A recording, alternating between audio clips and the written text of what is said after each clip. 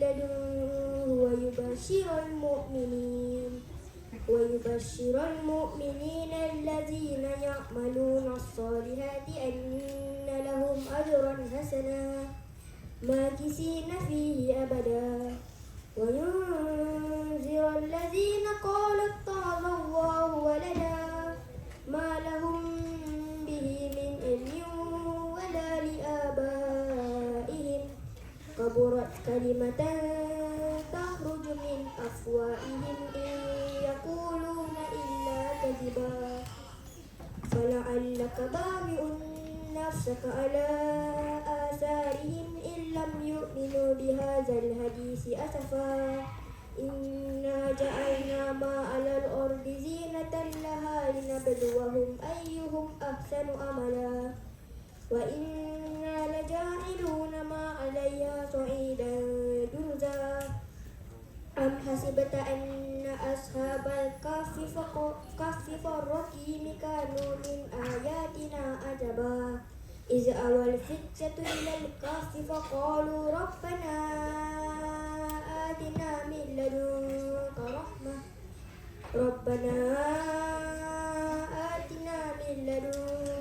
رحمة وهيئ لنا من أمرنا رشدا.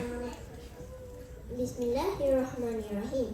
Marilah kita hayati tadabbur surah Al-Kahfi ayat 1 hingga 10. Ayat yang pertama, surah dibuka dengan pujian kepada Allah yang menurunkan Al-Quran sebagai petunjuk yang sempurna tanpa sebarang kebengkokan.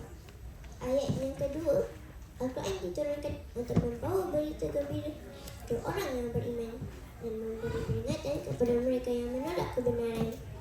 Ayat yang ketiga, Allah menjanjikan ganjaran terbaik kepada mereka yang beriman dan beramal soleh.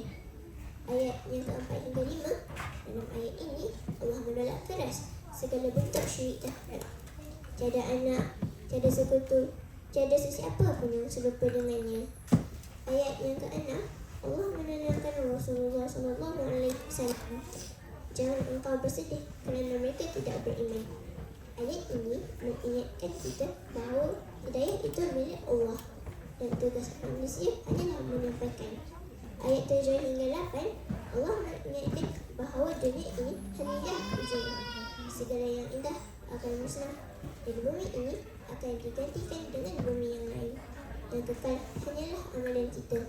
Kisah Ashabul Kahfi ayat yang ke-9. Allah mengajak kita mengambil ibrah atau pengajaran daripada kisah pemuda Ashabul Kahfi, pemuda yang teguh mempertahankan akidah di tengah-tengah masyarakat yang sesat. Ayat yang ke-10, dengan penuh tawakal mereka berdoa, Ya Tuhan kami, kurniakanlah rahmat dari sisi-Mu dan tunjukkanlah kepada kami jalan yang lurus.